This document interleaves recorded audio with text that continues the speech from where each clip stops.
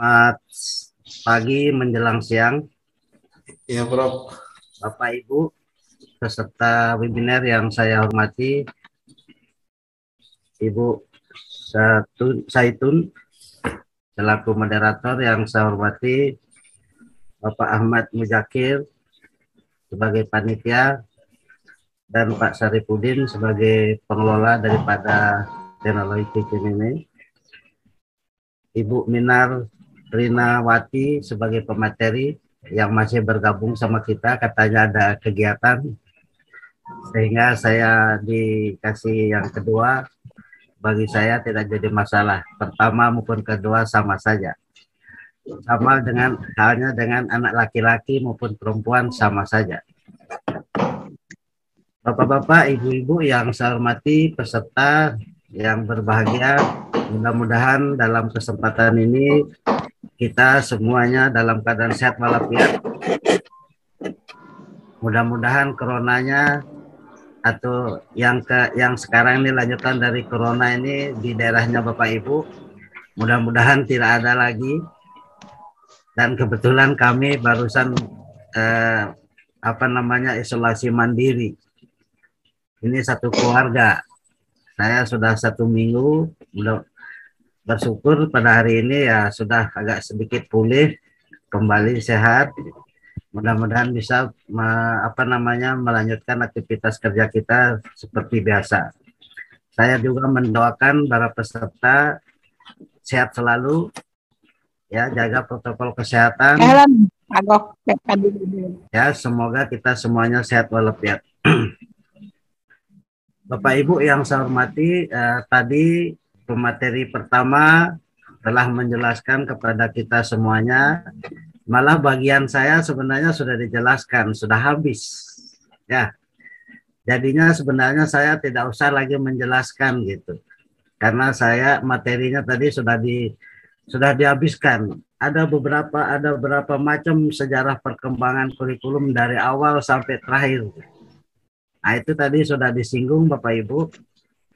Karena saya melihat masih aktif, Bapak Ibu, sedikit saya ingin mengupas, menjelaskan apa yang telah dijelaskan oleh pemateri pertama tadi. Ini hanya saya secara garis besar saja. Mungkin kita semuanya sudah tahu, sudah pernah membaca. Mungkin ada juga yang sama sekali belum tahu. Seperti saya ini belum tahu. Ternyata sejarah perkembangan daripada kurikulum itu luar biasa. Mulai dari lahirnya kurikulum itu. Tadi sudah disinggung, kurikulum kita yang ada di Indonesia ini perkembangannya mulai dari awal sampai sekarang ini, ya, yaitu dalam kurikulum 2013. Malah tadi Ibu Carolina sudah menyebut malah ada lagi kurikulum yang terakhir nanti ini Bapak Ibu, ya, yang namanya adalah kurikulum prototip. Ini mudah-mudahan saja ya apapun yang dilaksanakan oleh pemerintah demi kebaikan kemajuan daripada bangsa dan negara, kita sebagai calon pendidik melaksanakan sesuai dengan program pemerintah. Memang kita merasa kesal juga setiap pergantian menteri, kurikulum itu dirubah, diganti gitu. Tapi ini ternyata adalah sejarah Bapak Ibu.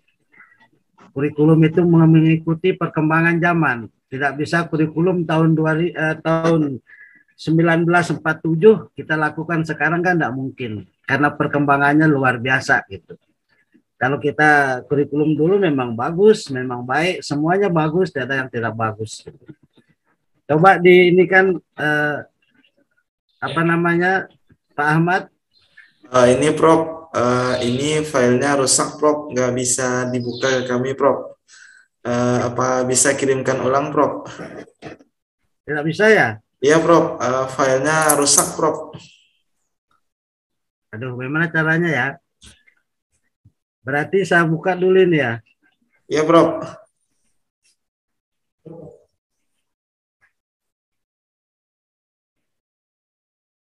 Ya yuk.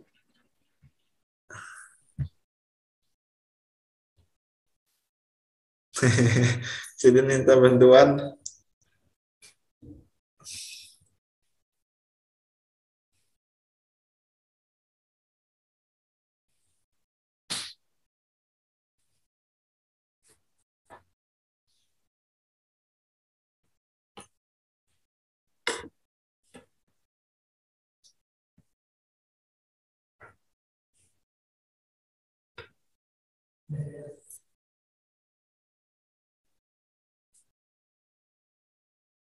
eh, misalnya tidak bisa Prof, bisa langsung aja Prof tanpa PPT. Oh iya, boleh, boleh. Bapak Ibu, sebenarnya saya sudah membuat PowerPoint, hanya maklum panitia ini belum bisa buka ini, ya. Dan saya juga agak sedikit kurang sekali di dalam hal untuk menggunakan ini komputer ini. Jadi Bapak Ibu, padahal sebenarnya ya sama dengan yang tadi, hanya sedikit ada kembang-kembangnya gitu. Ya, ada variasinya di dalam saya membuat PPT-nya itu. Pak Musakir, coba nanti siapa tahu bisa dianukan ya di luar, dicoba-coba dulu.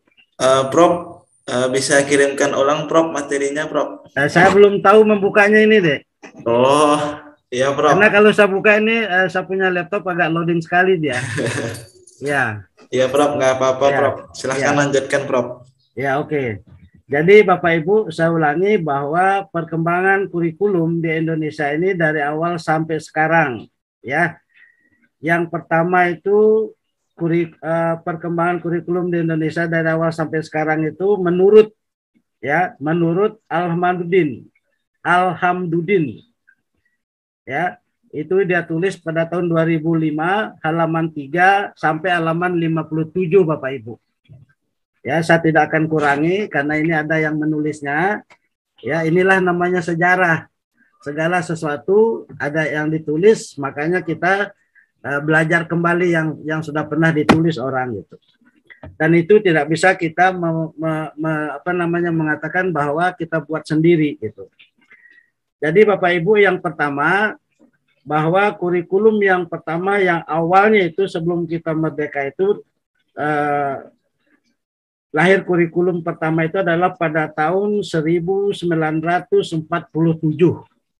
Ya, pada tahun 1947.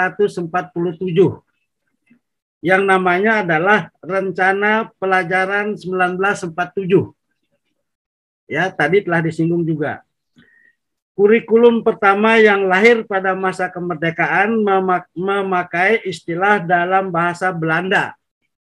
Ya, bahasa Belanda yang pertama dipakai Leerplan, yang artinya rencana pelajaran. Istilah ini lebih populer dibanding istilah kurikulum. Kurikulum itu Bapak Ibu adalah bahasa Inggrisnya. Perubahan arah pendidikan lebih bersifat politis dari orientasi pendidikan Belanda ke kepentingan nasional. Sedangkan asas pendidikan itu ditetapkan oleh Pancasila. Ya, tidak lepas daripada Pancasila yang kita banggakan ini. Kurikulum yang berjalan saat itu dikenal dengan sebutan Rencana Pelajaran 1947. Itu namanya yang pertama Bapak Ibu. Yang baru dilaksanakan pada tahun 1950. Coba, 3 tahun lamanya dirancang, dibuat itu kurikulum. Kita bisa melaksanakan sebagai guru itu adalah pada tahun 1950. Sejumlah kalangan menyebut sejarah perkembangan kurikulum diawali dari kurikulum 1950. Ingat, kurikulum 1947 itu baru dirancang, baru dibuat saja. Nanti dilaksanakan oleh guru itu adalah pada tahun 1950, Bapak Ibu. Bentuknya memuat 2 hal pokok. Ada 2 hal pokok yang di dalamnya adalah yang pertama itu adalah daftar mata pelajaran dan jam pengajaran. Ini yang pertama itu adalah daftar mata pelajaran dan jam pengajaran. Itu kurikulum kita yang pertama itu. Yang kedua, garis-garis besar pengajaran, Bapak Ibu. Saya mohon maaf dulu. Garis-garis besar pengajaran itu biasanya dulu disebut dengan GBPP. Nah, ini hanya 2 saja Bapak Ibu dirancang waktu itu tahun 1947. 2 saja. Yang pertama daftar mata pelajaran dengan jam pengajarannya. Yang kedua adalah garis-garis besar pengajarannya. Sekali lagi saya ulangi bahwa kurikulum 1947 yang sudah dijelaskan juga tadi itu dilaksanakannya itu adalah pada tahun 1950. 3 tahun lamanya proses pembuatannya, dilaksanakan oleh guru adalah pada tahun 1950. Pada saat itu, Bapak Ibu, kurikulum pendidikan di Indonesia ini masih dipengaruhi oleh sistem pendidikan kolonial Belanda. Ini Belanda dan Jepang waktu itu. Sehingga hanya meneruskan yang pernah digunakan sebelumnya. Rencana pembelajaran 1947 itu boleh dikatakan sebagai pengganti sistem pendidikan kolonial Belanda. Ya, sistem pendidikan kolonial Belanda.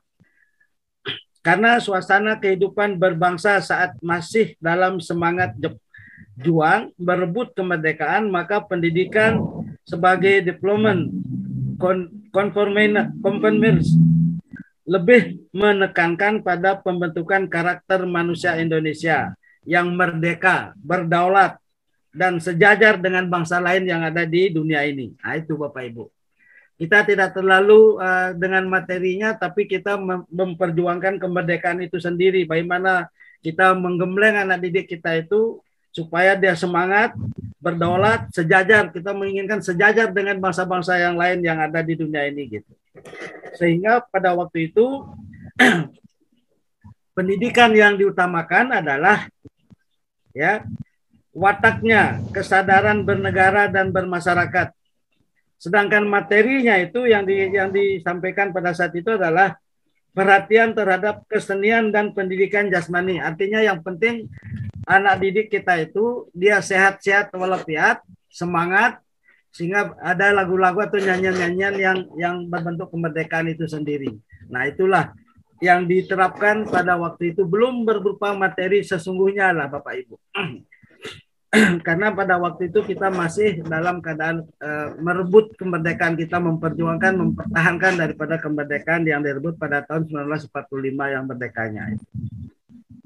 Itu yang pertama Bapak Ibu.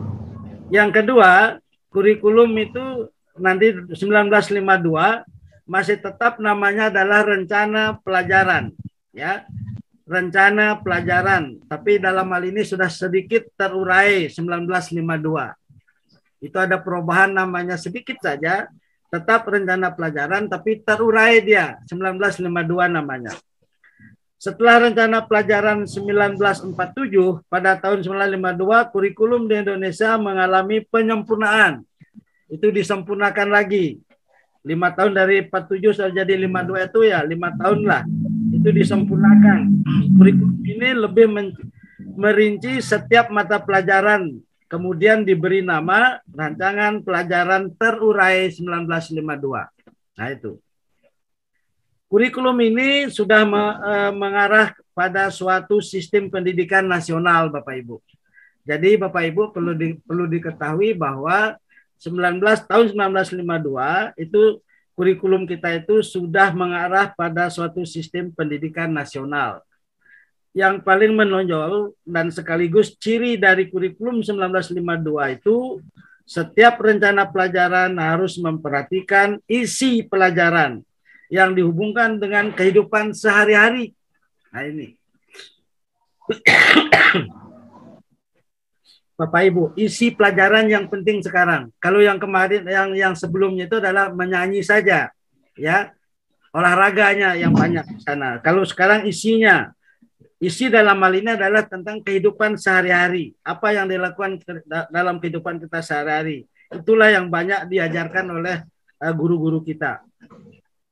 Silabus pelajarannya menunjukkan secara jelas bahwa seorang guru mengajar satu pelajaran. Nah, itulah yang diajarkan oleh guru. Ada silabusnya. Sama dengan kita sekarang Bapak Ibu.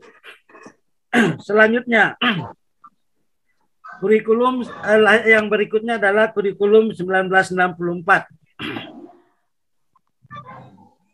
Dalam hal ini rencana pendidikan yang tadi itu adalah pelajaran, sekarang pendidikan. Ya, ini ada sedikit pendidikan lebih umum daripada pelajaran itu. Pelajaran khusus ya. Nah ini. Usai tahun 1952 menjelang tahun 1964 ya, itu berapa tahun itu? Ada 14 kurang lebih ya, 14 tahun. menjelang tahun 1964, pemerintah kembali menyempurnakan sistem kurikulum di Indonesia. Ini. Pemerintah kita kembali menyempurnakannya. Kali ini diberi nama Rencana Pendidikan 1964. Pokok-pokok pikiran kurikulum 1964 itu menjadi ciri dari kurikulum bahwa pemerintah mempunyai keinginan agar rakyat mendapat pengetahuan akademik. Nah ini, disinilah baru dia memikirkan pemerintah kita tahun 1964 sudah memikirkan akademiknya, pengetahuan akademik untuk pembekalan pada jenjang SD, sehingga pembelajaran dipusatkan pada program Pancawardhana. Ya, Pancawardhana, yaitu pengembangan moral. Pancawardhana itu artinya 5, Bu. Dharma artinya ya kebaikan, kebenaran, pengembangan moral, kecerdasan, emosional, artistik, keperigelan. Perigelan itu sebenarnya gamelan atau tarian atau seni sebenarnya. Dan jasmani, olahraga itu tetap Bapak Ibu. Ada yang menyebut Pancawardhana berfokus pada pengembangan daya cipta, rasa karya dan moral. Cipta rasa karya manusia itu sama dengan budaya itu. Mata pelajaran diklasifikasikan dalam 5 kelompok bidang studi.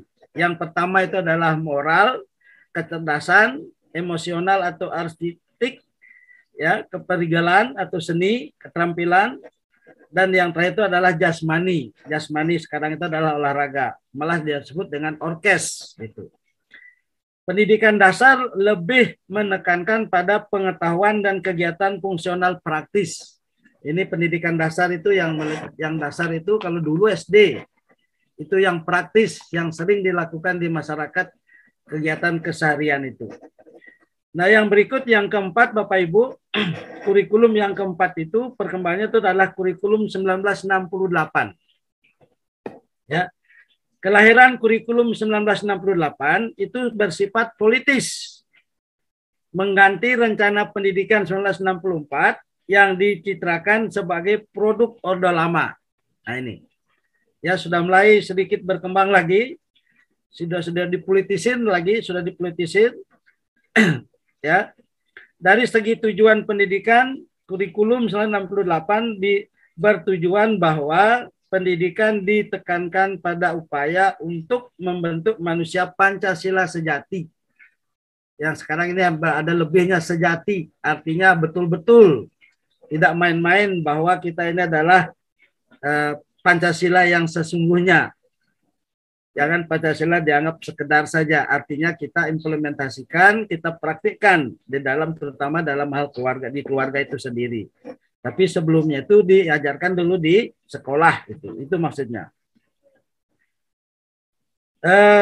Membentuk manusia Pancasila sejati yang kuat, sehat jasmani, mempertinggi kecerdasan dan keterampilan jasmani, moral, budi pekerti, dan keyakinan beragama. Nah, baru muncul di sini agama, Bapak Ibu.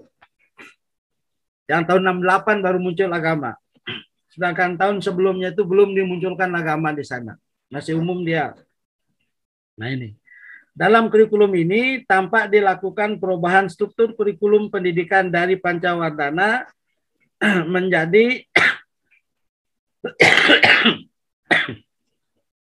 pembina jiwa Pancasila, pengetahuan dasar, dan kecakapan khusus.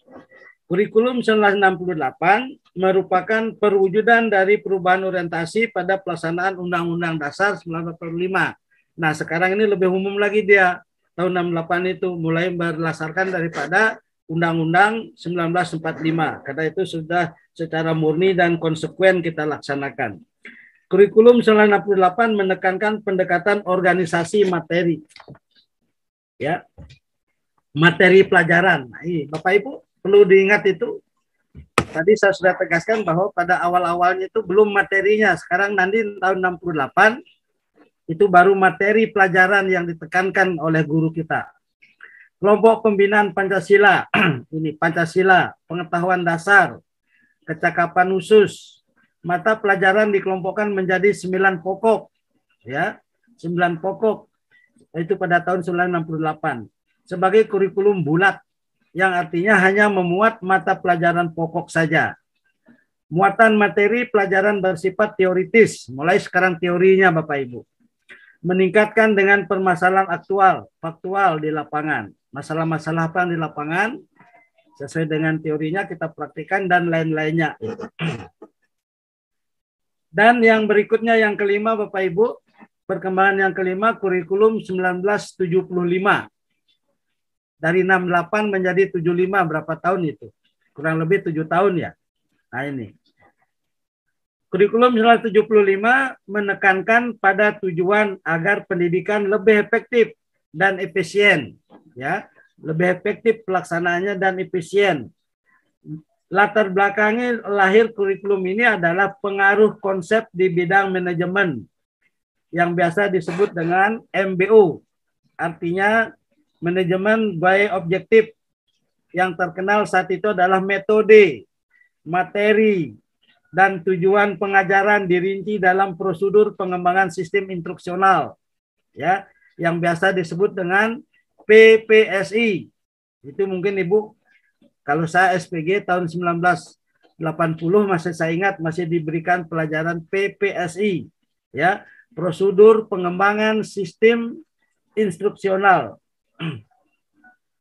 yang dikenal dengan istilah satuan pelajaran. Nah, di situ baru satuan pelajaran. Kalau dulu yang dulu itu rencana, baru rencana saja, sekarang namanya satuan pelajaran.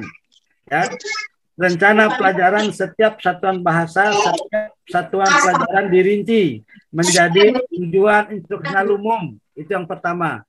Tujuan instruksional umum yang disingkat dengan TIU. Ya, tujuan instruksional khusus TIK. Bapak Ibu yang tamat tahun 80 SPG pasti kenal ini, ya.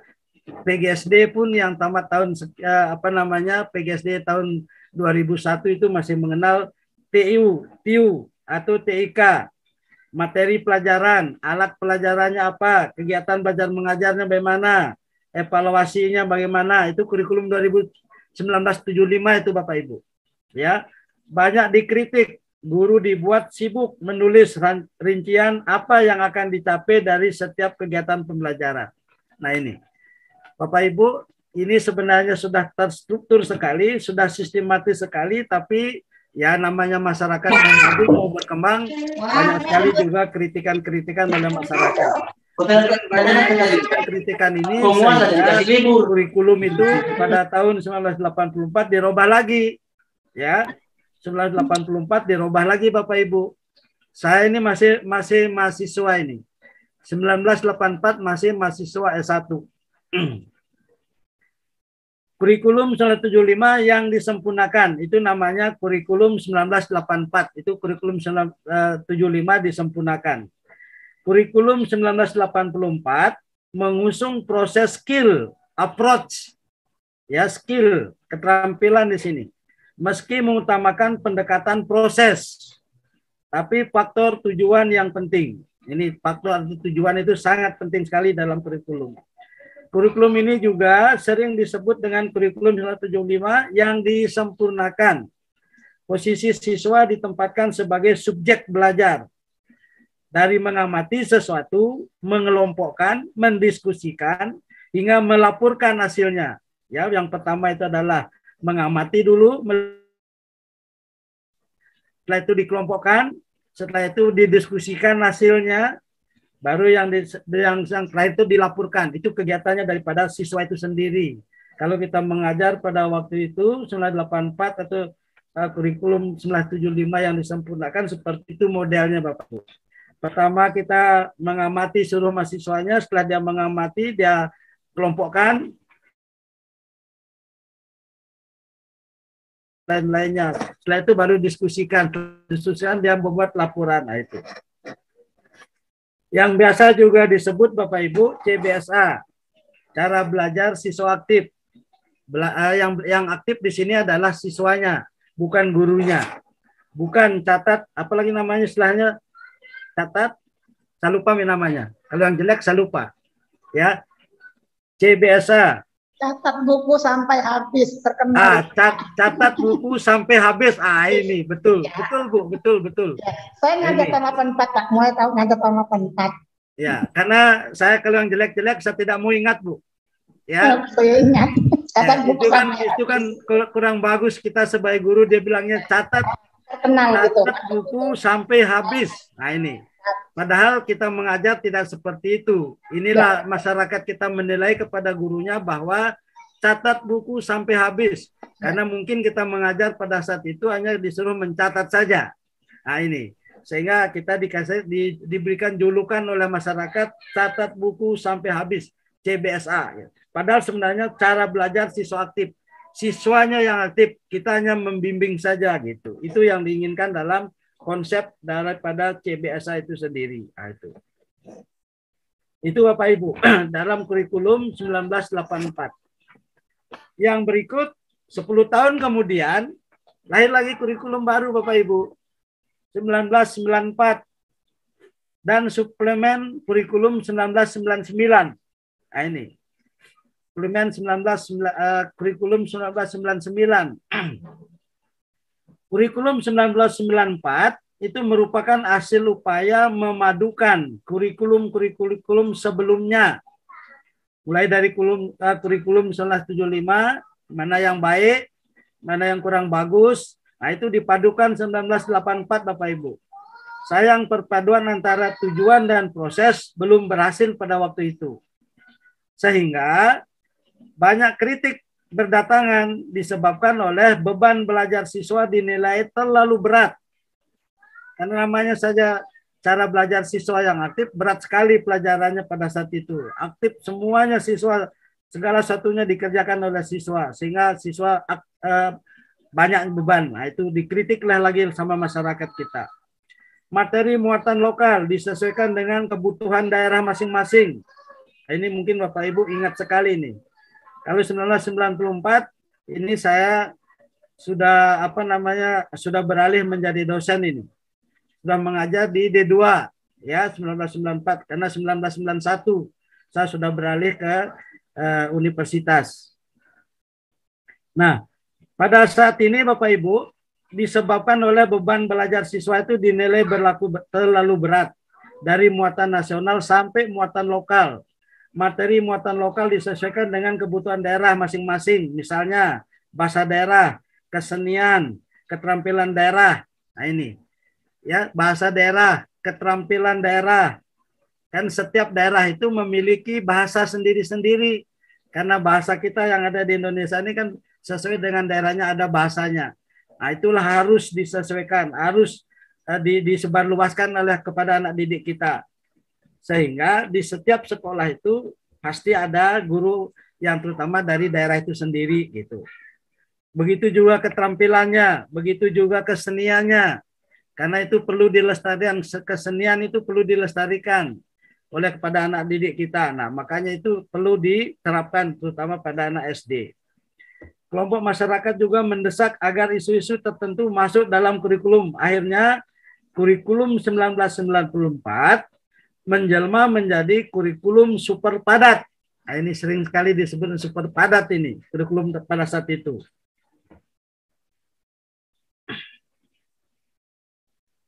Kejatuhannya rezim Soeharto pada tahun 1998 diikuti kehadirannya suplemen kurikulum 99. Dengan jatuhnya Pak Soeharto 98, maka lahirlah kurikulum 1999 itu suplemen, artinya ya dikasih bumbu-bumbu lagi, ditambahkan lagi, yang mana kurang ditambahkan, yang mana lebih dikurangi begitu. Itu namanya suplemen, sama dengan makanan, ada vitaminnya supaya bergairah gurunya, bergairah juga siswanya. Itu di dalam kurikulum 94 Bapak Ibu. Yang berikut kurikulum 2004. Kurikulum 2004 yang biasa disebut dengan kurikulum berbasis kompetensi. Nah, itu tadi disebut dengan KBK. Ya. KBK itu Bapak Ibu kurikulum berbasis kompetensi. Ya. Ini sebagai pengganti kurikulum 1994. Ini mengganti terus ini. Berapa tahun itu? 8 tahun itu diganti lagi. Ini sedikit pergantian menteri, berapa tahunnya diganti, memang betul seperti itu.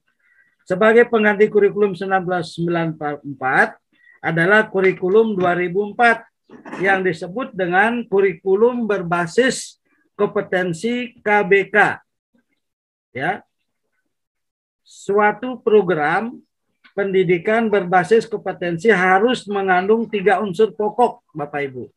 Yang pertama adalah pemilihan kompetensi yang sesuai, spesifikasi indikator, indikator evaluasi. Nah, ini ada 3 hal pokok ini.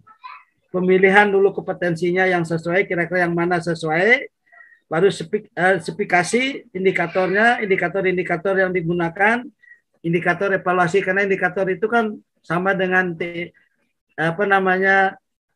tujuan instruksional khusus itu hampir sama, dan itu juga harus berkaitan dengan evaluasinya untuk menentukan keberhasilan pencapaian kompetensi yang dibuat tadi, dirancang tadi. Dan pengembangan pembelajaran. KBK ini memiliki ciri-ciri sebagai berikut, Bapak Ibu. Menekankan pada ketercapaiannya kompetensi siswa baik secara individu maupun klasikal. Artinya di sini dalam kita mengajar bukan hanya individu yang kita lihat, kerja kelompoknya juga dilihat, Bapak Ibu. Klasikalnya berorientasi pada hasil belajar, learning outcome, ya, dan keberagaman. Karena di dalam kelas itu kita kan berbagai macam budaya, berbagai macam agama, suku, etnis, kulit dan macam-macam lah. Bagaimana caranya kita mempersatukan anak didik kita. Metode yang bervariasi, itu tahun 2004 itu kita menggunakan metode yang bervariasi. Maksudnya kita menggunakan metode ceramah, tanya jawab, diskusi. Karena setiap kita mengajar pasti kita menggunakan metode tanya jawab. Setelah kita mengajar pasti kita bertanya. Kita gunakan lagi metode bertanya. Pada saat kita mengajar, setelah kita diskusikan materi yang sudah diajarkan, kita diskusikan lagi pada anak didik supaya aktif semuanya, siswanya aktif, gurunya juga aktif, ya, sehingga semuanya kelompok kita bisa menilai baik secara klasikal maupun menilai secara kelompok. Nah, itu maksudnya. Yang berikut, Bapak Ibu, kurikulum 2006, ya, kurikulum 2006 itu biasa disebut dengan KTSP. Ya, KTSP itu kurikulum tingkat satuan pendidikan. Ini siapa tahu, mohon maaf ya, ada, saya yakin dan percaya tiada yang lupa, pasti ingat semuanya. KTSP ada KBK, ya, ada KTSP, macam-macam. Kurikulum tingkat satuan pendidikan. Ya, pelaksanaan KBK masih dalam uji terbatas, artinya masih digunakan tapi sudah mulai dikurangi gitu. Namun pada awal tahun 2006, Bapak Ibu, uji terbatas tersebut dihentikan. Dan selanjutnya dengan terbitnya Permen nomor 24 tahun 2006 yang mengatur pelaksanaan Permen nomor 22 tahun 2006 tentang standar isi kurikulum dan Permen 2003 tahun 2006 tentang standar kelulusan. Nah, ini, maka lahirlah kurikulum 2006. Karena ini ada kelulusan yang dilihat di sini, ya.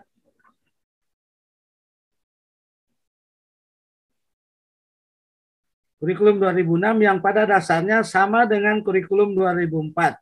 Perbedaan yang menonjol terletak pada kewenangan dan penyusunannya, yaitu mengacu pada jiwa dari desentralisasi sistem pendidikan. Nah, ini.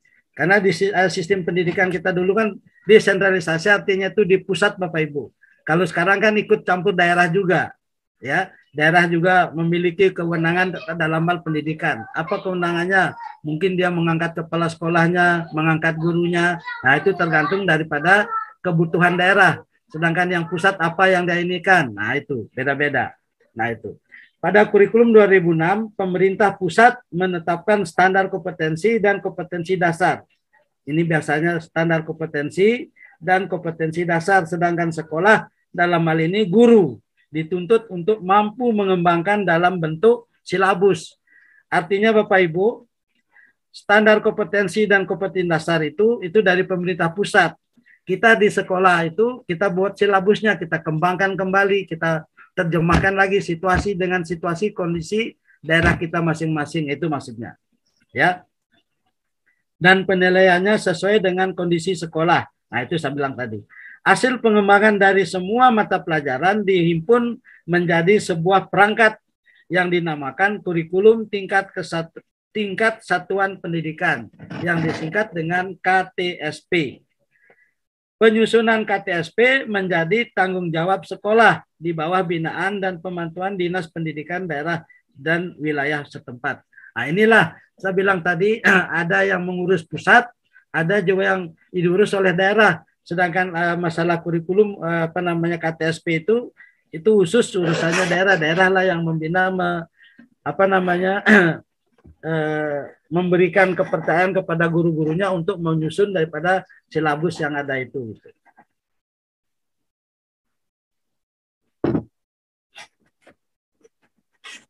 Yang berikut Bapak Ibu, kurikulum 2013. Yang sekarang ini kita lakukan ini kurikulum 2013, malah sudah mulai lagi dilihat-lihat kembali, dilirik lagi oleh pemerintah, apakah sudah bisa kita gunakan kembali ataukah sudah mau disempurnakan lagi. Kelihatannya mau disempurnakan Bapak Ibu. Ya. Kurikulum 2013 ini adalah kurikulum yang berlaku dalam sistem pendidikan Indonesia. Nah ini, karena sekarang sudah ada undang-undangnya sistem pendidikan Indonesia itu. Kurikulum ini merupakan kurikulum tetap diterapkan oleh pemerintah untuk menggantikan kurikulum 2006. Ya, kurikulum 2013 ini awalnya dikatakan tetap dilakukan oleh pemerintah, mengganti daripada kurikulum 2006. Yang sering disebut sebagai kurikulum tingkat satuan pendidikan. Sama namanya KTSP yang telah berlaku selama kurang lebih 6 tahun.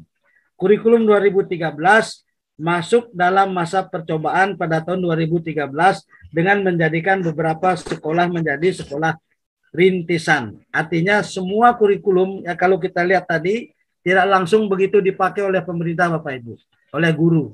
Pasti ada percobaan-percobaan dulu. Siapa tahu cocok atau tidak cocok. Nah itu kurikulum, perkembangan kurikulum, sejarah kurikulum mulai dari awal sampai terakhir Bapak Ibu.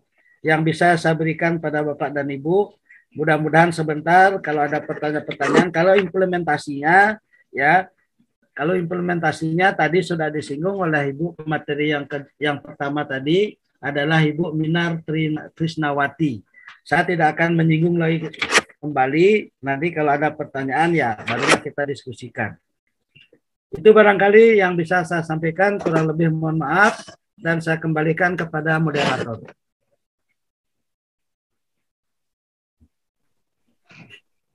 Baik, kita masuki sesi yang kedua, yaitu sesi tanya jawab. Untuk ini kita persilahkan 2 orang penanya terlebih dahulu. Selain itu, kami informasikan juga presensi telah dikirimkan melalui kolom chat Zoom dan kolom live chat pada live streaming YouTube. Bagi yang ingin bertanya, silakan raise hand atau angkat tangan. Dan jangan lupa sebutkan nama serta asalnya dari mana. Silakan Bapak Ibu yang ingin bertanya.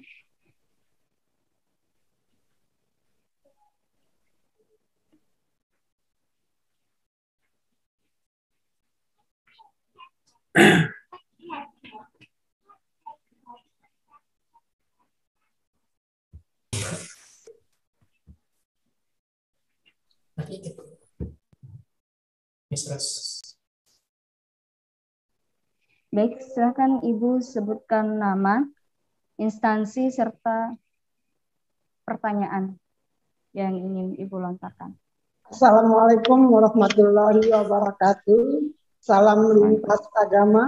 Tapi pun yang ingin saya tanyakan pada Prof.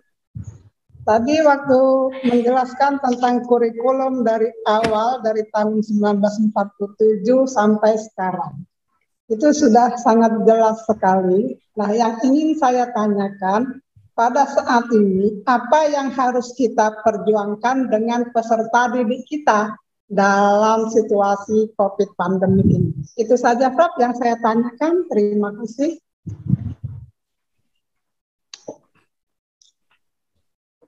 Baik, terima kasih Ibu. Mungkin Assalamualaikum warahmatullahi wabarakatuh. Bagaimana Bu moderator? Saya langsung menjawab.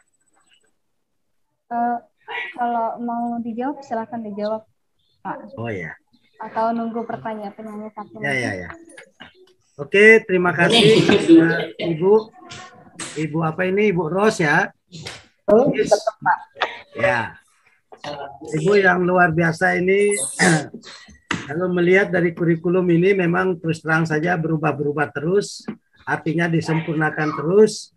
Karena itu mengikuti perkembangan situasi dalam keadaan sekarang ini. Demikian juga dalam hal sekarang ini pemerintah juga sudah membuat rancangan yaitu kurikulum yang namanya berbasis apa namanya? Ortopait sekarang menjadi merdeka, Pak. Ya, menjadi merdeka ya. Kita sebagai guru sudah merdeka, siswanya juga merdeka. Dalam hal ini apa yang harus kita lakukan? Yang kita harus lakukan Bapak Ibu, tadi kalau tidak salah pemateri pertama tadi saya menyinggung, kita setidak-tidaknya ya kita harus tahu apa namanya digital itu sendiri. Ya, kalau saya sedikit hanya setahunya ini hanya mengoperasikan secara mendalam mencari kiri kanan itu belum tahu saya. Karena sudah lewat umur saya tidak sama dengan ibu-ibu ini masih muda-muda ini. Saya masih berjuang, Pak. Ya. Kenapa Bu? Saya terus berjuang. Udah 20 aplikasi saya bisa digital. Tapi saya masih berjuang lagi. Nah, sekarang apa yang harus kita harus lakukan? Karena zamannya sekarang adalah zaman online seperti sekarang ini. Ya setidak-tidaknya kita tahu sedikit lah. Nggak usah banyak-banyak bagaimana. Yang penting ada pendampingnya kita. Ya. Sebentar Bu ya. Sebentar nak, Bapak mengajar dulu. Bapak seminar sebentar.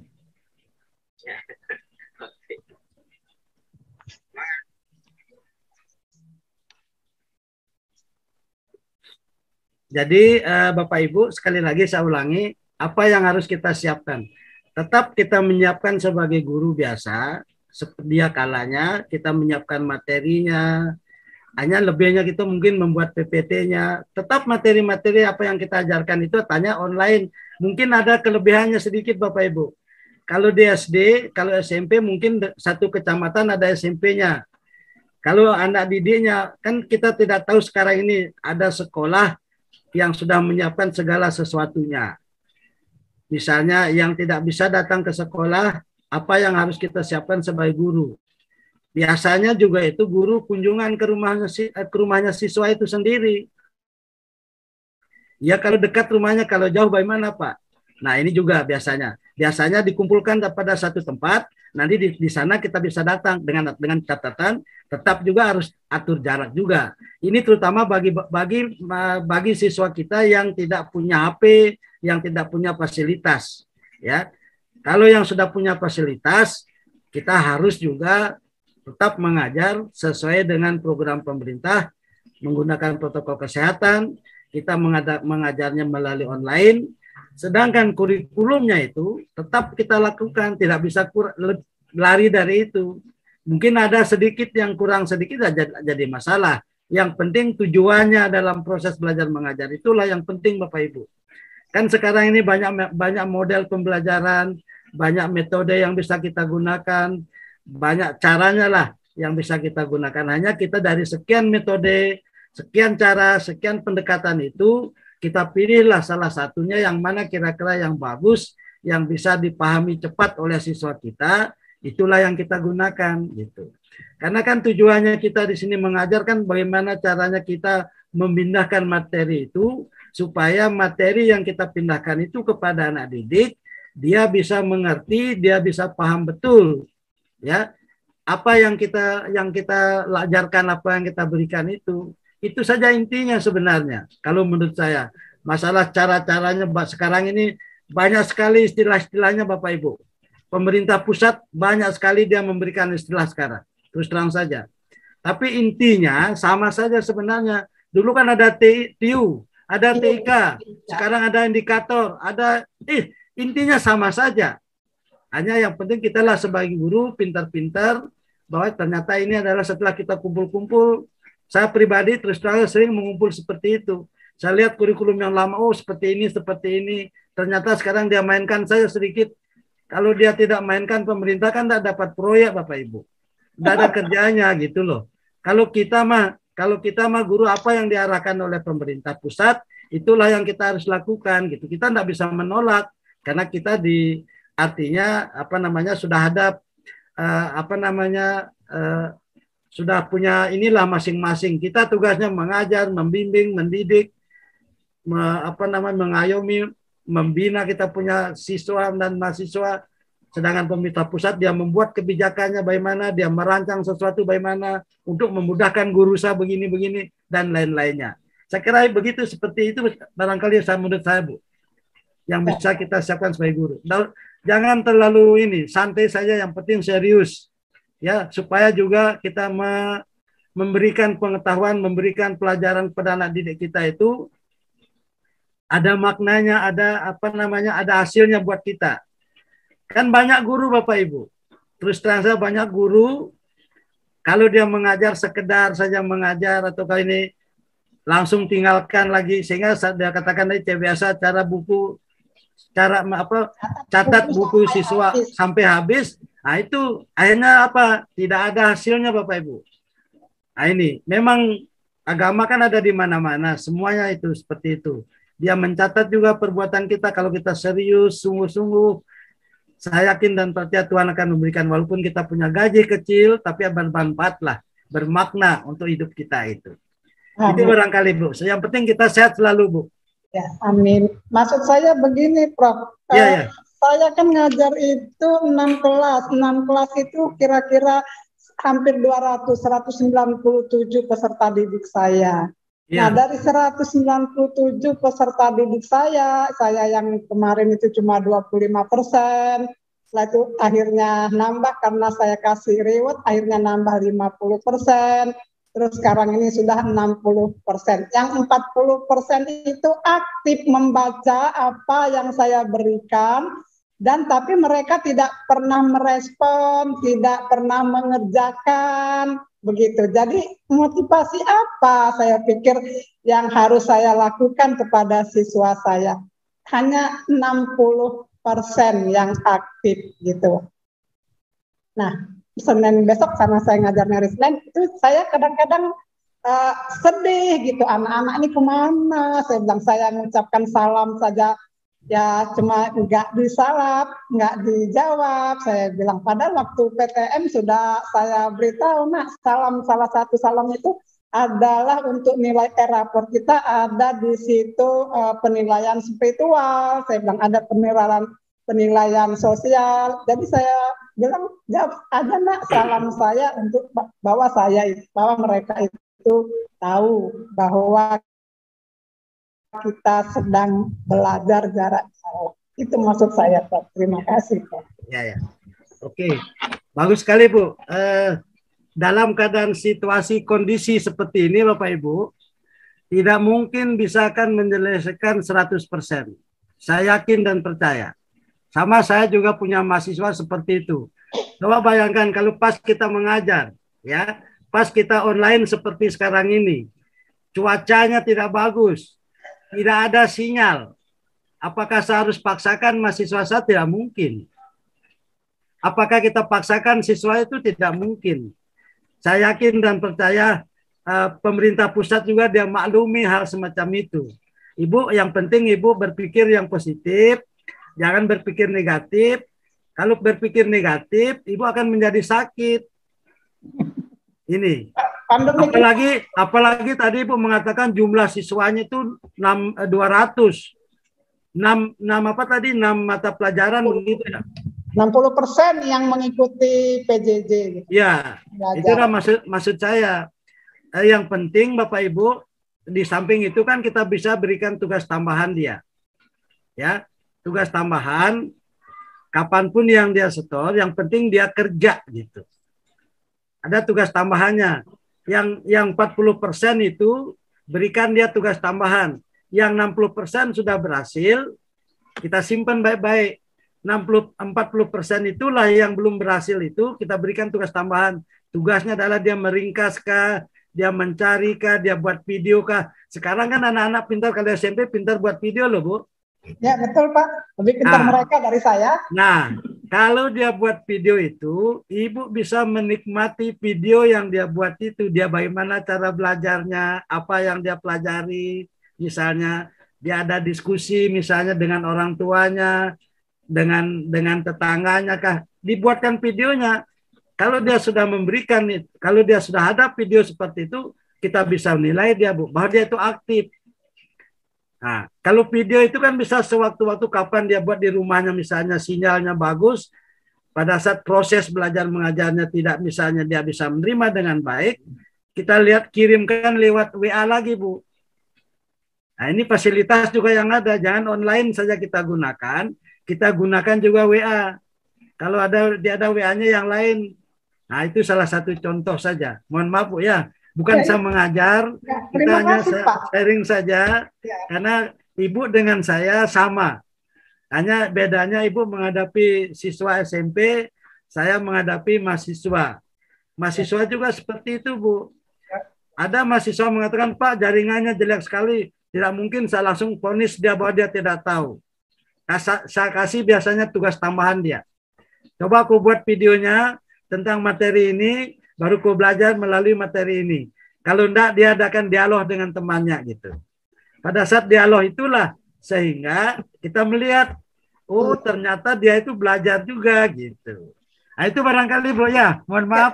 Kalau disuruh membuat video, mereka lancar banget, Pak. Bagus. Gitu. Kalah, saya itu benar-benar kalah dengan siswa gitu. Kalau mereka disuruh video.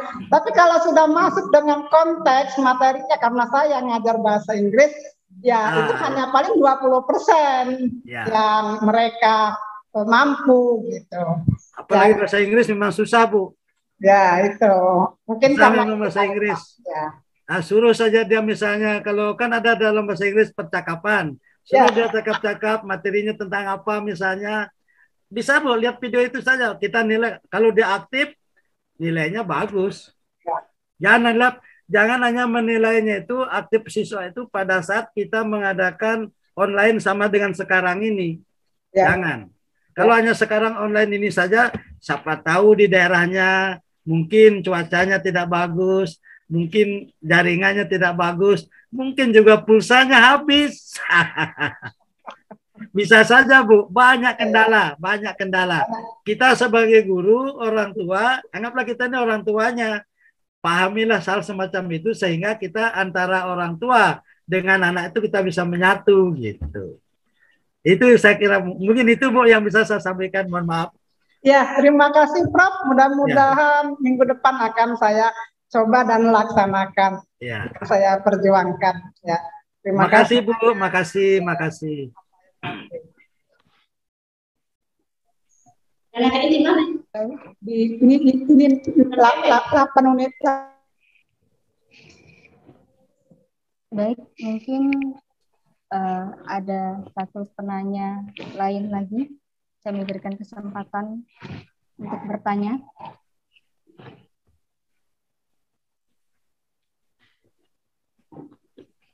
Ya, silahkan yang raise hand. Baik, terima kasih. Assalamualaikum warahmatullahi wabarakatuh. Jadi saya Lauderin dari salah satu mahasiswa Universitas Saluleo.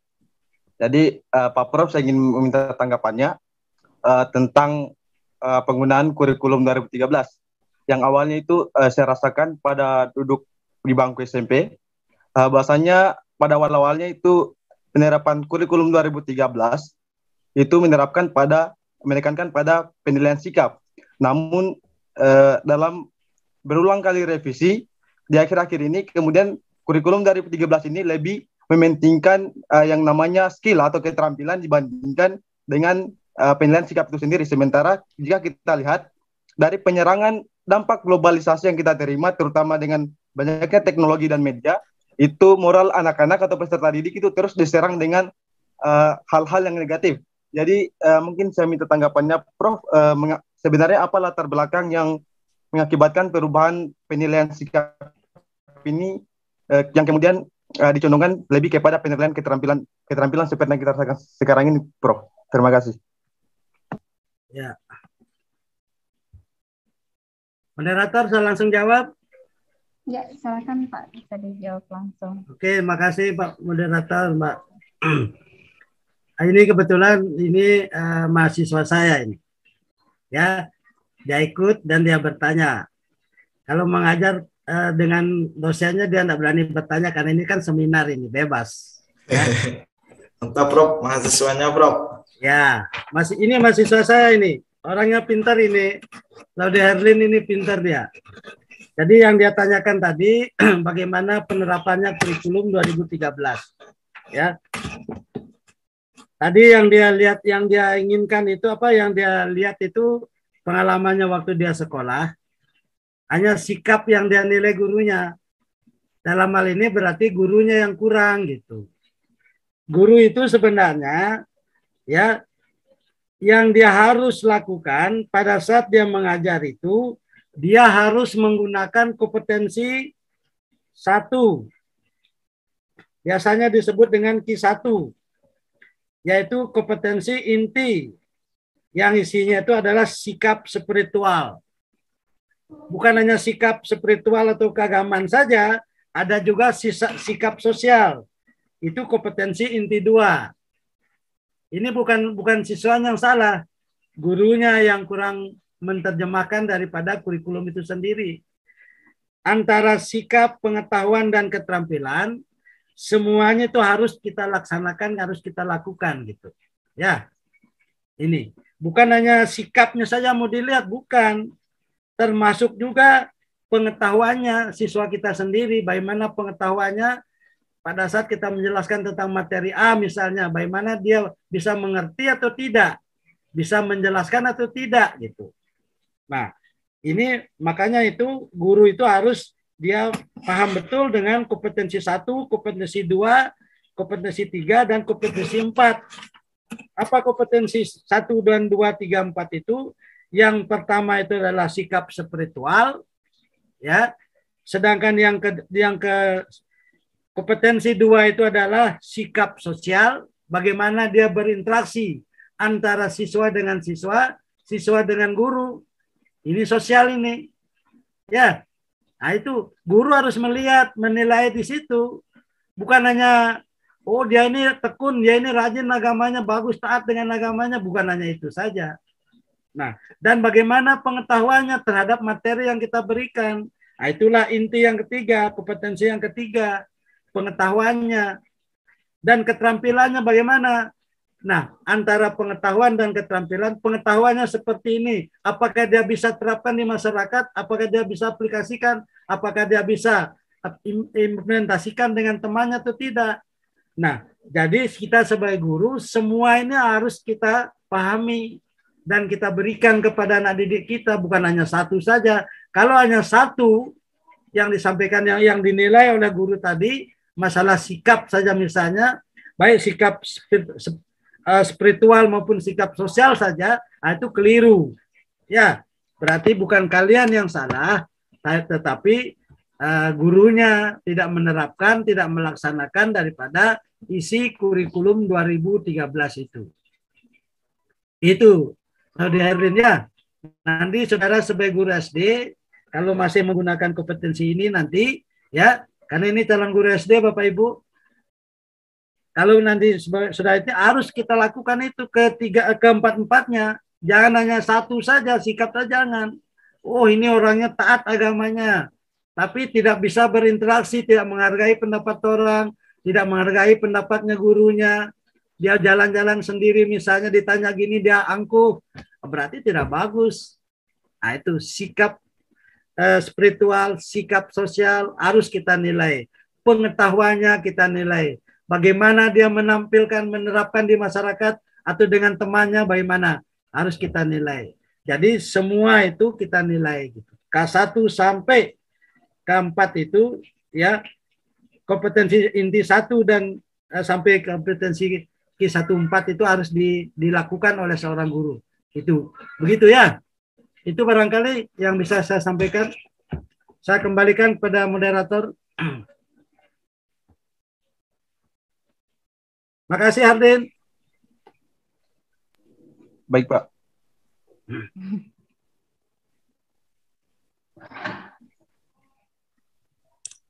Baik, dikarenakan masih ada sedikit waktu yang tersisa, mungkin kita masih memberikan peluang penanya. Mungkin satu penanya lagi dipersilakan yang ingin bertanya.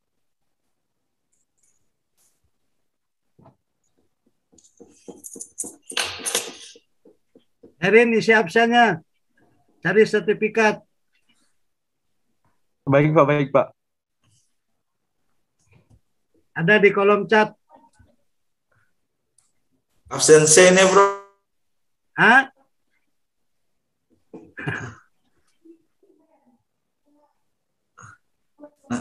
Nanti dibantu bro. Nanti kayak bantu bro. Yuk. Ya bro.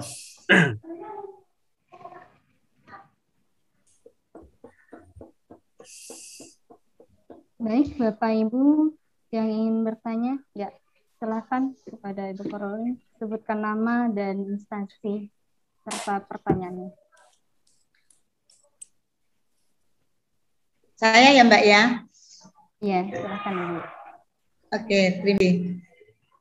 Selamat pagi menjelang siang, Prof. Selamat Kita siang Bu. berjumpa kembali. Iya, Bu. Baik Prof, terima kasih atas pemaparan yang tadi mulai dari kurikulum awal sampai dengan sekarang kurikulum 13 dan dengan gamblang, dan saya baru tahu dan dengan sejelas-jelasnya ya bahwa ternyata perkembangan kurikulum mulai dari negara merdeka sampai dengan sekarang itu sudah banyak sekali, dan saya kebetulan mengajar dari tahun 86 Prof. Kurang 85-86, dan pada saat itu yang ada di dalam ketertarikan saya pada saat itu kurikulum CBSA. Kebetulan pada saat itu saya sekitar tahun 88-an ya, itu saya mengenal kurikulum 87-88 sampai dengan dirubahnya. Saya pernah mengalami mengikuti kurikulum, kebetulan saya waktu itu mengajar di swasta, jadi belum di sekolah negeri. Jadi saya dikirim dari sekolah itu bersama teman saya untuk mengikuti pelatihan CBSA waktu itu, kebetulan di Jakarta. Dan itu saya mengikuti sampai dengan 3 kali. Saya berpikir bahwa itu adalah benar-benar kurikulum cara belajar siswa aktif, karena pada saat itu kami berkumpul selama lebih kurang sekitar 1 minggu itu untuk pelatihan pertama, pelatihan kedua, dan akhirnya sampai dengan pelatihan ketiga. Dan itu benar-benar kita diajar dari, kalau saya tidak salah ingat ya, kebetulan waktu itu dari Litbang, Litbang ya kalau nggak salah. Jadi pelatihnya itu baik dari seluruh dari pusat kalau tidak salah. Dan itu benar-benar kita membawa peralatan, dan pada saat itu disiapkan kita maju presentasi, kita bekerja kelompok, dan itu membuat saya benar-benar tertarik, dan memang saya terapkan di dalam sekolah saya pada saat itu. Jadi berkumpul dalam anak-anak berkelompok, besok membawa apa. Nah itu dengan terus berkembangnya akhirnya ada kurikulum KTSP dan sampai dengan kurikulum 13. Saya yang tidak mengalami sama sekali itu kurikulum KBK waktu itu, karena saya mengajar kelas 6 dan tidak mengalami pelatihan. Tapi dengan kurikulum 13 saya mengalami, walaupun sebenarnya waktu itu saya juga masih bingung tapi dengan berjalannya waktu setelah adanya pelatihan, saya sekarang paham kurikulum 13 itu arahnya kemana, dan apalagi dengan yang akan datang itu adalah kurikulum prototipe atau kurikulum merdeka ya. Nah, yang ingin saya tanyakan Prof, dari perkembangan CBSA sampai dengan sekarang itu kurikulum 13 dan akhirnya nanti itu ada hubungannya tidak Prof? apa istilahnya itu adalah kesempurnaan dari kurikulum-kurikulum yang sudah, dan ini kalau tidak salah ingat, saya mohon maaf ya Prof ya, karena saya juga sudah mendengar tentang kurikulum prototipe, yaitu kita untuk anak nantinya itu kita harus tahu masing-masing ini apa karakter dan juga bakat anak masing-masing. Dan saya juga kemarin ada pengarahan dari pengawas juga, dan nantinya itu dari sekolah-sekolah itu kalau seandainya anak ini paham atau bakatnya di seni, nanti itu akan dipanggilkan guru seni, terus nanti misalnya dia bakatnya di misalnya arahnya ke kepolisian atau apa, jadi ada pengajaran dari pihak kepolisian dan sebagainya. Itu Prof yang ingin saya tanyakan. Terima kasih kesempatan yang diberikan, sukses selalu. Makasih Bu, karena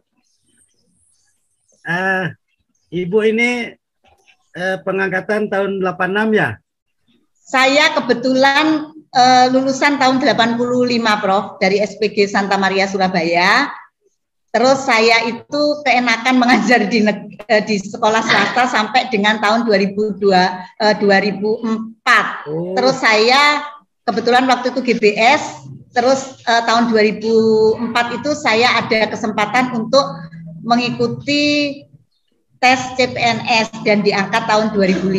Jadi saya jadi pegawai negerinya itu dari tahun 2005 sampai dengan sekarang. 3 tahun lagi pensiun. Jadi terlambat di PNS ya. Ya, karena tadi kan saya sama-sama itu angkatan PNS saya 1 Januari 86. Saya masa kerja sudah 36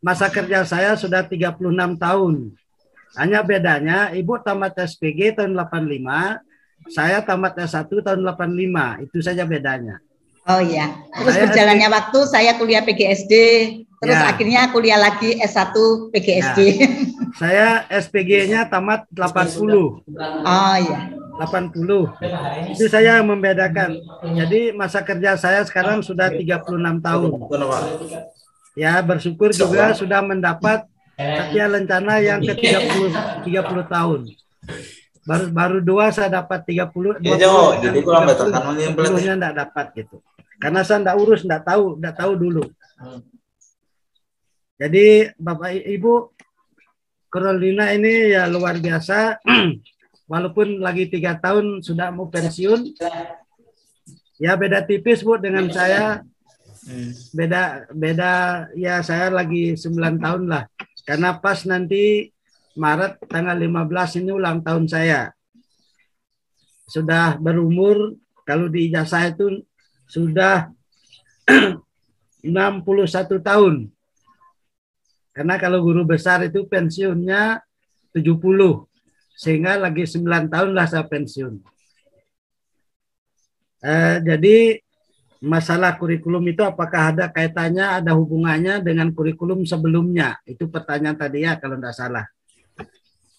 Begini Bu, kalau kurikulum 2013 ya, kurikulum 2013 itu sebenarnya dikembangkan dari kurikulum KTSP ya, dari kurikulum 2006 yang dilandasi pemikiran tentang tantangan masa depan, persepsi masyarakat, perkembangan pengetahuan dan pedagogik, kompetensi masa depan, dan fenomena negatif yang mengemuka. Ya, ini ada memang di masyarakat kan yang ada negatif, ada yang positif. Dengan dasar itulah sehingga kurikulum 2013 itu boleh dikatakan adalah dikembangkan berdasarkan kurikulum 2006 atau KTSP. Artinya masih berkaitan dia. Tidak bisa lari. KTSP, CBSA itu masih ada hubungannya dengan itu. Nah, sedangkan kurikulum 2013 itu merupakan kurikulum yang berbasis karakter dan kompetensi. Kurikulum 2013 itu tidak hanya menekankan kepada penguasaan kompetensi siswa, melainkan juga pembentukan karakter yang pertama di sana. Karena sekarang ini kan karakternya siswa kita ini sudah luar biasa. kurang bagusnya. Gitu. Makanya pemerintah menekankan itu, bagaimana kita memperbaiki karakter-karakter yang ada pada siswa itu sendiri. Nah itu, kalau saya pribadi sering saya berikan contoh kepada mahasiswa saya, mohon maaf, binatang saja bisa kita rubah, apalagi manusia.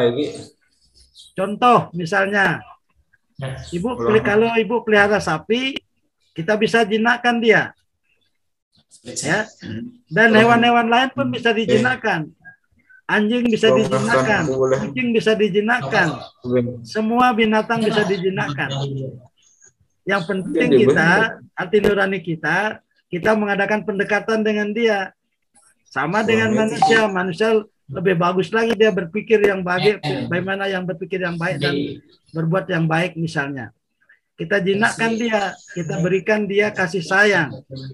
Coba manusia kalau tidak dielus-elus, Bu. Ya, kalau tidak dielus-elus dia bagaimana, dia bukan main keliaran. Anak kita sendiri lah di rumah misalnya. Makanya kalau kita elus-elus dia, kita punggungnya kita tepuk-tepuk dia, kalau saya begitu. Kalau saya mengajar mahasiswa, saya tidak berani tepuk-tepuk punggungnya. Apalagi kalau cewek, bahaya, konsep nanti. Nah itu. Bagaimana caranya? Kita berikan dia nasihat yang baik lah, terhadap nasihat kata-kata yang baik. Jangan kita menyakiti hatinya gitu. Itu yang penting sebenarnya. Di situ bukan hanya materi yang kita tekankan, bukan penguasaan materinya saja, melainkan adalah karakternya itu sendiri. Saya katakan tadi binatang kalau kita lus-lus, kita kasih mandi, kita kasih makan. Saya yakin dan percaya dia itu akan mengikuti apa yang kita perintahkan pada dia. Saya bisa buktikan pada sapi. Kita kasih makan. Kalau kita orang, mohon maaf, kalau orang Bali itu pelihara sapi ya pelihara betul-betul, kita kasih makan, kita kasih minum, kita kasih mandi. Sama dengan manusia. Dimandikan dia, kasih makan dia, dikasih minum dia. Sehingga dia bisa membantu kepada kita untuk mengurbanisasi, membajak di sawah. Yang dulunya kita kerjakan 1 hektar misalnya berapa hari, kalau ini bisa dikerjakan beberapa bulan misalnya mencangkul, kalau menggunakan lupunisasi 2 hari 3 hari bisa lenyap dia. Nah ini salah satu contoh Bapak Ibu. Sama dengan manusia tidak ada bedanya. Coba saja Ibu misalnya, mohon maaf, kalau tidak pernah disentuh sama suaminya, bagaimana kira-kira perasaannya? Bisa terjadi tidak positif negatif berjalan? Tidak mungkin kan? Pasti harus ada sentuhan itu. Entah kakinya, entah apanya. Kalau sudah ada sentuhan, saya yakin dan percaya itulah positif negatif itu akan bergerak dia gitu. Sama dengan mahasiswa, dengan siswa kita sendiri. Bagaimana kita membentuk karakter. Dan sekarang ini saya lihat tidak bisa dengan kekerasan, dengan kata-kata tidak bisa. Harus kita ambil hatinya, kita sentuh hatinya, kita berikan pengertian bagaimana ini dan lain-lain. Saya yakin dia akan berubah lah. Tidak memberontal dia gitu. Nah ini salah satu contoh Bapak Ibu. Sehingga sekarang ini prototip ini kan mulai kurikulum baru lagi. Nanti kan bisa anak didik kita dibawa ke perusahaan, dibawa kalau misalnya dia mau ini dibawa ke pemerintahan, dibawa macam-macam lah. Kalau saya sebenarnya dari dulu sudah menyampaikan pada calon-calon guru saya, terutama guru SD, kita mengajar, itu jangan sendirian mengajar. Kita suruh misalnya kalau di desa itu ya suruh Pak Desa, suruh RT, kita undang dia, suruh masuk di kelas. Kalau saya hal semacam ini dari dulu Bapak Ibu. Saya suruh melakukan anak-anak saya, anak mahasiswa saya. Terutama kalau mengajar di SD, karena sekarang ini tidak ada lagi PPL namanya, praktik pengalaman lapangan, tidak ada. Yang ada hanya KKN. Ini juga saya merasa saya tidak mengerti, karena saya orang diatur ya saya ikuti saja. Dan tidak mungkin kemauan saya sendiri yang jalan kan. Padahal PPL itu menurut saya ada PPL 1, ada PPL 2. PPL 1 itu dapat di kampus dulu. Bagaimana mempraktikkan, apalagi calon guru. Bagaimana dia mempraktikkan mengajar, bertanya. Bagaimana dia mempraktikkan mengajar diskusi. Bagaimana mempraktikkan mengajar menutup, membuka pelajaran. Kan semua dipraktikkan dulu di dalam kelas. Itu namanya micro teaching. Setelah dia tahu di dalam kelas, baru dia keluar. Itu yang guru seperti itu dulu. Sekarang ini tidak ada PPL lagi, Bu. Saya tidak mengerti saya. Walaupun FKIP, tapi tidak ada PPL. Dia sudah disatukan dengan KKN. KKN juga kan di situ campur aduk. Ada orang kesehatannya, dokternya. Ada orang dari sospolnya. Ada orang ekonominya. Ada FKIP-nya. Hanya KKN-nya juga hanya 1 bulan. Tidak cukup lagi 1 bulan. Mana mulai dari pembekalannya dan lain-lainnya. Kapan dia bisa mengimplementasikan ilmunya. Terutama dalam hal ini adalah calon guru. Hanya sekarang dirubah lagi oleh pemerintah. Karena kalau PPL itu, kalau kita misalnya PPL atau tamatan FKIP misalnya, karena dia 2 pilihannya, Bu. Bisa jadi guru, tapi dia lanjut dulu PPG. Itu sebenarnya keinginannya pemerintah. Dia harus lanjut lagi dari PPG. Kalau dia tamat IKIP, bisa pegawai bank, bisa dia masuk di pemerintahan, bisa dia jadi administrasi dan lain-lain. Artinya dia tidak, pemerintah juga bagus kalau menurut saya. Dia tidak tidak langsung mengatakan bahwa kamu harus jadi guru, enggak. Tamatan FKIP itu bisa dia banyak di mana saja bisa dia kerja gitu. Jadi kesimpulan saya, Bu, itu barangkali yang prototip sekarang ini. Nah, kalau ada polisi, enggak masuk polisinya masuk di kelas. Dari dulu kalau saya itu seperti itu yang saya terapkan itu. Mudah-mudahan saja program pemerintah ini sebenarnya tidak mungkin dia berikan pada kita ini yang tidak baik, pasti yang baik, ya, pasti yang baik. Kita ikuti saja, jangan kita melawan pemerintah, karena kita ini adalah dibesarkan oleh pemerintah. Saya pribadi seperti itu. Saya kira itu, Bu Carolina, makasih. Saya kembalikan pada moderator. Mudah-mudahan bisa dipahami, Bu. Ya. Baik. Terima kasih kepada semua narasumber yang sudah memberikan jawaban yang sangat luar biasa. Sebelum ditutup, terima kasih ya Prof penjelasannya. Ya, makasih Bu, makasih. Semoga sehat selalu, Bu. Amin, puji Tuhan ya. Prof Salam dengan keluarga sehat. Semuanya. Salam buat keluarga. Ya, makasih. Baik. Sebelum ditutup, dipersilahkan kepada semua narasumber untuk menyampaikan closing statement. Terlebih dahulu dipersilahkan kepada Ibu Minar Trisnawati Tobing, SPD MTD. Moderator, silahkan lanjutkan aja karena Ibu Minar ada kegiatan yang tidak bisa ditinggalkan. Baik. Saya persilahkan kepada Bapak Profesor Dr. Andes Iketut Serdika SPD MSI untuk menyampaikan closing statement-nya. Persilahkan. Oke, terima kasih. Bisa kedengaran suara saya? Bisa, Pak. Alhamdulillah. Bisa ya? Bisa. Oke. Bapak Ibu, para peserta yang saya hormati, yang saya banggakan, mudah-mudahan saja apa yang saya sampaikan sekelumit ini bisa bermanfaat, bisa kita gunakan untuk sebagai bekal sebagai guru maupun calon guru, ya. Karena materi ini sebenarnya ini sejarah untuk perkembangan supaya kita tahu sedikit sesuai dengan permintaan daripada panitia, supaya kita tahu bahwa ternyata kurikulum itu mulai dari 1947.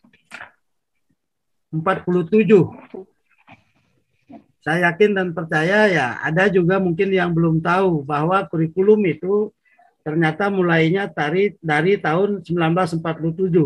Walaupun pelaksanaannya dilaksanakan pada tahun 1950. Ya. Jadi dari tahun 1947 itu sampai 2013, malah sekarang 2013 sudah ada sedikit mau perubahan-perubahan atau disempurnakan. Dengan ini saya mengharapkan pada Bapak Ibu peserta, jangan kita takut mendengarkan ada perubahan kurikulum. Saya yakin dan percaya pemerintah dengan adanya perubahan ini adalah untuk kebaikan kita semua sebenarnya. Dia melihat situasi, kondisi, perkembangan zaman, perkembangan teknologi yang ada. Sehingga kurikulum itu perlu diperbaiki atau diperbaharui untuk masa depan bangsa dan negara ini. Itu barangkali yang bisa saya sampaikan. Kurang lebihnya mohon maaf. Saya kembalikan kepada moderator.